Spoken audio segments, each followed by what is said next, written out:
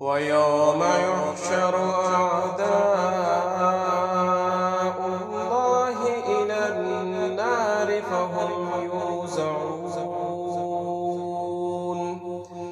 حتى إذا ما جاءوها شهد